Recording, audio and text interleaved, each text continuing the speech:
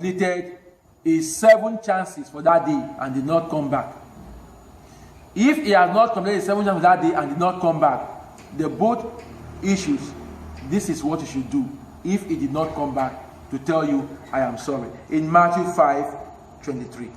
Matthew 5:23, Jesus said in that place, all the teachings that we give to you through God's grace in the Teacher's Mouth, are based on the Bible. They are biblically based principles. We are not speaking out of the Bible. This is Jesus speaking right now. He is our greatest teacher, and we are just the mouth he's using to talk to you right now. In Matthew 5:23, Jesus said, therefore, if thou bring thy gift to the altar, and there rememberest that thy brother hath aught against thee. Therefore, if thou bring thy gift to the altar, and there rememberest that thy brother hath aught against thee, leave there thy gift before the altar, and go thy way. First, be reconciled to thy brother, and then come and offer thy gift.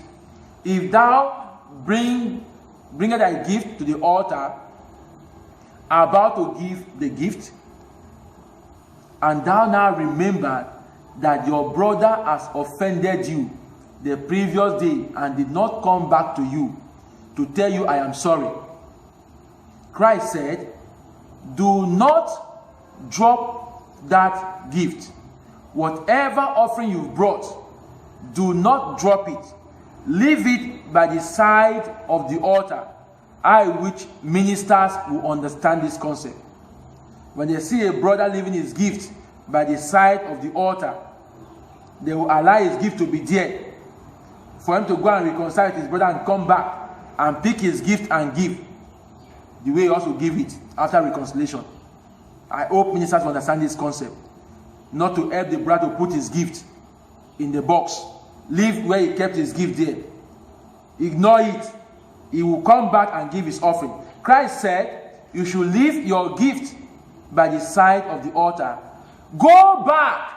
This time, it is not the brother who is to come and meet you now.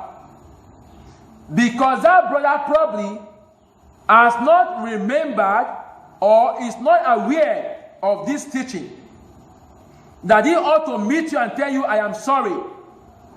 Or that brother may have this self-ego in him that makes him feel so proud to come and meet you and tell you, I am sorry.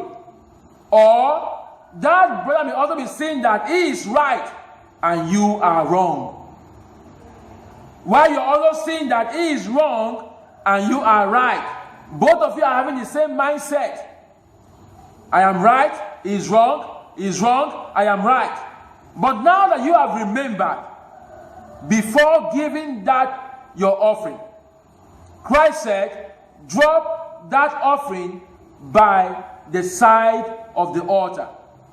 Rush back to that your brother that offended you, that your brother that abused you, that your brother that beat up your wife, that your brother that stole from you, that your brother that defrauded you, that your neighbor who has done you evil.